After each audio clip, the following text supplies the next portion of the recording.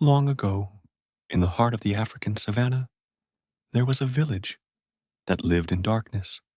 At night, children shivered in the cold, food was eaten raw, and lions roared louder because the people had no fire to keep them away.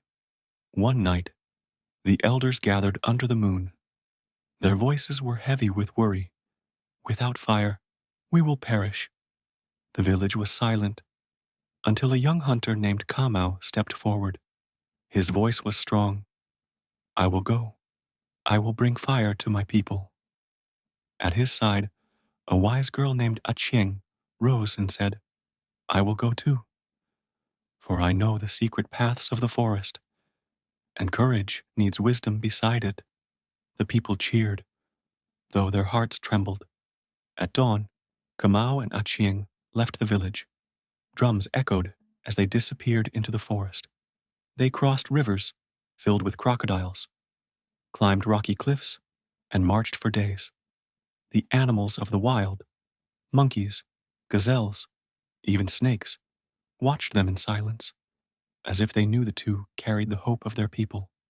At last, they saw it, the tallest mountain, its peak touching the sky. At the mountain top, thunder rolled and clouds circled like warriors dancing. There, glowing beings, the sky spirits, guarded a great flame. Around it, they sang, their voices echoing like drums of thunder. Achieng whispered, This is the fire of the heavens, but the spirits will never give it freely. Achieng turned to an old friend, the owl, who had followed them quietly.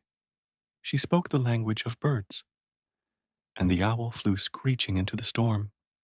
The spirits, curious and angry, chased after the bird, their lightning flashing across the sky. For the first time, the fire stood unguarded. Kamau did not hesitate. He ran forward and snatched a burning branch from the altar. The fire burned bright in his hands. But suddenly, the spirits turned. Their eyes glowed, and the sky cracked with lightning. The chase had begun. Down the mountain they ran, the fire flickering in Kamau's hands. Thunder roared, trees split as lightning struck around them. At one point, Kamau stumbled, nearly dropping the branch. But Achieng grabbed his arm, shouting, Do not let go. Our people are waiting. Together, they ran through the storm, their hearts beating like war drums. At last, they reached their village. The people had gathered, waiting, praying. Kamau lifted the branch high, and the first flames danced in the night. The people cried with joy. Food was cooked, drums were beaten, and for the first time, lions stayed far from the village.